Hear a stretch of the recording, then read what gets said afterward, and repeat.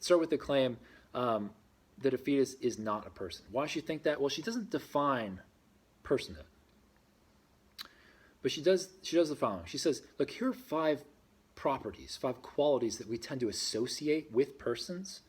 They're the following: consciousness, reasoning, self-motivated activity. That is, doing things because, say, you want to do them, you decide to do them, instead of because some external cause made you do it. 4th, the ability to communicate intentionally. And then 5, self-awareness. Okay, consciousness, reasoning, self-motivated activity, the ability to communicate intentionally, and self-awareness. She says, look, I'm not going to claim that a person must have all 5 of them. But she says this: if something lacks all 5 of them, then it's clearly not a person. Maybe if it has, 3, perhaps it's a person, but if it doesn't have any, it's not. And she says, but a fetus doesn't have any of them. It's not conscious. It doesn't reason. It doesn't engage in self-motivated activity. It can't communicate intentionally, and it's not self-aware. Okay, she says, so a fetus is not a person. And so we can't say that it has, this is her phrase, full moral rights, whatever exactly that is. We can't, it's pretty vague. It doesn't have full moral rights in virtue of being a person because it's not a person. She says, neither is it very like a person. Okay. She says, in fact, at month 7 or 8, a fish is actually more like a person than a fetus is. Why? Because the fish is at least conscious. Okay. And maybe it engages in self-motivated activity. So it at least has a couple of those properties that we associate with persons. But a fetus still doesn't seem to have any. Okay. So she says, it's not even very like one. If you want to say that a fetus has full moral rights in virtue of being like a person, you should say that you should sooner say that a fish, she thinks, has full moral rights, than you should say that a fetus at month 7 or 8 has full moral rights. Okay. Finally, she says, a fetus doesn't have full moral rights in virtue of being a potential person. Okay, this is commonly thought that something about the potential endows a fetus with moral rights. She says, imagine that there's this interplanetary traveler, okay, and he falls into the hands of these aliens, and for some reason they give him a heads up about what they're going to do, and they say, just FYI, what we're going to do is we're going to break your body down into like its component cells, and then we're going to clone you like 1,000,000 times. Okay, you'll die, but there'll be like a million clones made. So that's what we're going to be up to tonight. Well, Warren says, this guy is within his moral rights to flee if he can do that before they do this to him. But what does that mean? It means that he's preventing 1,000,000 persons from coming into existence, 1,000,000 potential persons. So the value of these potential persons has to be small or nothing if the value of his life alone outweighs them.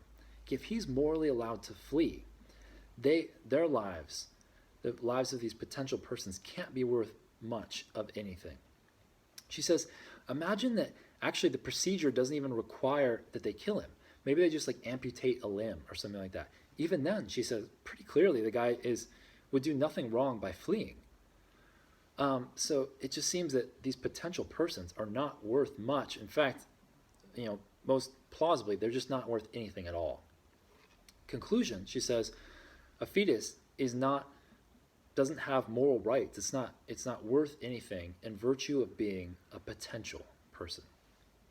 Now, she anticipates an objection. Okay, so right now she's at the position where it seems like we just have no reason, according to her, to think that a fetus has any sort of moral rights. She anticipates this objection. One might say, if you were right, Warren, if your line of argument were right, then infanticide would actually be morally acceptable, because an infant, or a newborn at least, doesn't have, certainly not all 5 of those qualities that she associates with personhood, maybe only a couple of them. And so it seems like she's actually committed to saying infanticide is morally acceptable. Now, don't get me wrong, the claim isn't, according to Warren, infanticide is acceptable. No, she grants that it's not. The claim is, if your position, Warren, were right, then infanticide would be acceptable. Clearly it's not. Therefore, her position goes wrong somewhere. Okay. Well, she grants infanticide is wrong, but she says it's not wrong in virtue of the infant having rights or full moral rights. Okay. It's wrong for another reason.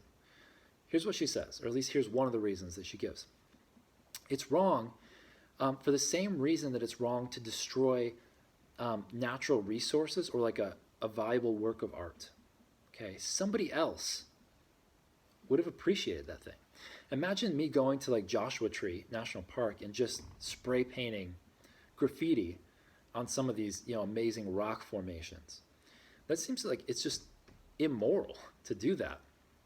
Maybe for different reasons, but one is that it's just extremely insensitive to other people who might have like enjoyed the beauty of that. Well, in the same way, she's saying, look, infanticide is morally wrong, at least in part, because there are other people who would have, adopted that child, who would have enjoyed that child, and so it's wrong to destroy it, to kill it, given that that's the case. Second, she says most people want infants to live. Okay, we just desire that infants not be killed. We hate the thought of infanticide. And she says that most people would rather give a portion of their money to support orphanages so that infants were not killed. Okay, if this were a legal thing, we would want to support orphanages to prevent it from happening. And so she says, because this is a common desire, people want infants to live. Okay, that desire, that common desire, shouldn't be ignored. It has some moral value to it, and for that reason, infanticide is morally wrong, because it's insensitive to that common desire that people have that infants' lives be preserved. Okay. One thing you might think about is whether that same line of thought could go for a fetus. Okay, should we say that most people want the lives of a fetus, or whatever the plural for fetuses, to be preserved, and therefore it's morally wrong to do something that is in conflict with that desire that so many have? I'll let you think about that. I'm not sure. So you can write about that on Canvas. Lee and George, I'm just going to mention a couple things from their paper. Well, actually, I'm just going to mention one thing, okay? Just because the video is getting kind of long. And they give a response to this argument from Warren that potential persons don't have any moral worth, okay? And they would actually grant that this interplanetary traveler is morally within his rights to flee. They would say, but it's just not support for the claim that a fetus doesn't have any moral worth. What they claim is that that a fetus is a complete organism, okay? Reproductive cells, sperm and ova, are not complete human organisms. And they claim that is an important moral distinction. Complete human organism and incomplete, okay? And they say that because a fetus is a complete human organism, that grounds moral worth, because there's a potential there that is lacking in mere reproductive cells. They're not saying that reproductive cells have no potential in any sense. Certainly they do. They just don't have potential in the same way that a complete organism does. Okay, and for that reason, the fetus has moral worth that the reproductive cells do not have. There's something intuitive about that claim, but it should also be said, they don't really argue for it. They just kind of assert it. So if you could say something either in favor of it or against it, that sort of developed the position or that attempted to challenge it, that would be an interesting thing to discuss. Okay. Finally, Rosalind Hurshouse's paper, Virtue Theory and Abortion. Okay. Virtue theory is a theory about what makes right acts right and wrong acts wrong. Okay. It's a theory in normative ethics. And what it says is that right acts are the acts that the virtuous person would perform. Okay? The ideally virtuous person. By the way, it's not saying that you have to have the virtue to do the right thing. I may be in a position that calls for courage, where a courageous person would perform a particular act, and maybe I lack courage. What I should do is act as though I had it. I should do the thing that the courageous person would do. And the hope is that if I repetitively or repeatedly do the right thing, I will develop a habit, and that habit is a virtue on this view. Well, she thinks in this paper, she doesn't so much give an answer to the problem of abortion, but she gives a framework for thinking about this. And basically the framework is virtue theory. She says that the right thing to do when a woman is pregnant and sort of considering abortion, the right thing to do is what the ideally virtuous person would do. Okay? And that has some interesting applications, okay, or implications, I should say. Here's one thing she says. She says, if we suppose that women do have a moral right to do as they choose with their own bodies, nothing follows from this supposition about the morality of abortion according to virtue theory. Once it is noted that in exercising a moral right, I can do something cruel or callous or selfish, light-minded, self-righteous, stupid, inconsiderate, disloyal, dishonest, that is, act viciously. She says, love and friendship do not survive their parties constantly insisting on their rights, nor do people live well when they think that getting what they have a right to is of preeminent importance. They harm others and they harm themselves. Okay, so she's saying this question of whether, who has a right, which right outweighs, which right. She says that this just doesn't matter, not on virtue theory. Okay, the question is just whether I have a right to do something or no. What would the ideally virtuous person do? She says that's the question that should be asked. Okay. And by the way, she's not going to go on to argue that abortion is always immoral. Okay, it seems that she has a sort of she thinks that there are occasions in which abortion might actually be the virtuous thing to do, but she always thinks in every case that the thing to think is what would the ideally virtuous person do here. She just thinks that there are some cases in which the ideally virtuous person would choose to have an abortion. Okay. Second quotation that's interesting. The sort of wisdom that the fully virtuous person has is not supposed to be recondite, that is, requiring like a great intellect to understand. It does not call for fancy philosophical sophistication. It does not depend upon, let alone wait upon, the discoveries of academic philosophers. And this entails the following rather startling conclusion, that the status of the fetus, that issue over which so much ink has been spilt, is, according to virtue theory, simply not relevant to the rightness or wrongness of abortion. So what's going on here? She's saying that, that there's no real tie between being smart and being virtuous. And that seems right, in my experience, at least. It's not that people who are, who strike me as being very intelligent are morally worse because of their intelligence. I just don't think it makes them morally better. Sometimes people with, lower IQs can be amazingly good people. And there just doesn't seem to be a connection. Sometimes people with high IQs can be amazingly good people. So there just doesn't seem to be a connection between how smart you are and how virtuous you are. But she says this question over whether a fetus is a person, or even what exactly a person is a tough question. That does call for fancy philosophical sophistication. And so her claim is this: doing the right thing, choosing, figuring out whether abortion is morally acceptable, therefore doesn't depend on having an answer to this question, is the fetus a person? Okay? Because doing the right thing, acting virtuously, just doesn't hinge on being really smart. But knowing whether a fetus counts as a person does require that you be smart. Okay? So she says, this question, is it or is it not, just doesn't really matter, morally speaking. Okay? It matters sort of metaphysically. It's interesting, what exactly a person is, but morally speaking, she says it doesn't matter. One other quote I want to read. She says that parenthood in general and motherhood and childbearing in particular are intrinsically worthwhile. They're among the things that can be correctly thought to be partially constitutive of a flourishing human life. I think maybe she goes a bit too far there. It seems to suggest that you almost have to have children in order to sort of thrive in life.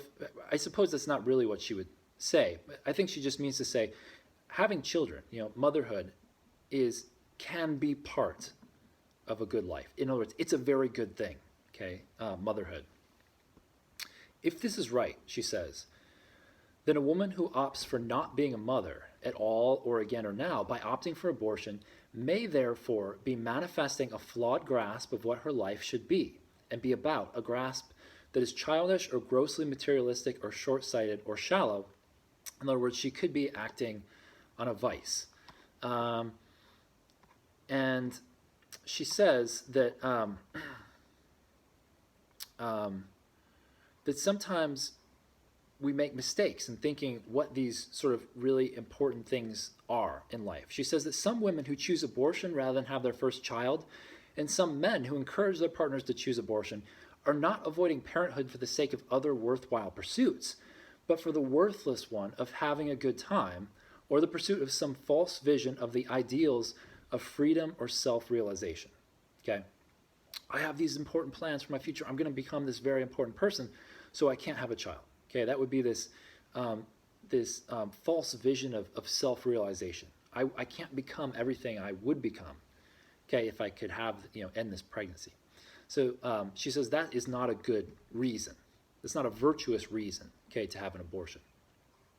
One other important quotation. She says that would-be parents can be So she's imagining parents who have found out that their child is going to have a serious disability, like physical disability or what have you. She says that these parents can be self-centered or courageous about the possibility of disability in their offspring. Okay, some parents might think, we can't deal with this, and so we need to have an abortion. We're not ready. We're going to be bad parents or whatever. But others, she says, might face this courageously. They might say, yeah, we're not ready. But we're going to do the best we can. And she says that's a virtuous attitude, okay, this attitude of courage. She's not just asserting here that necessarily, if a child is going to have a disability, then abortion is wrong. And the courageous thing is always to carry the child to term. She's neutral, okay? She's not taking a stand there. But she is just saying that she's focusing on this virtue of courage and saying that has an application in some cases where the child is going to have a disability, and it's often the right thing to do, to just do the courageous thing and say we're going to be the best parents we can. What she's saying is the same thing is true when a person is pregnant who doesn't want to be. Okay, there are opportunities for courage there, and that could be the virtuous thing to do, even if it's difficult.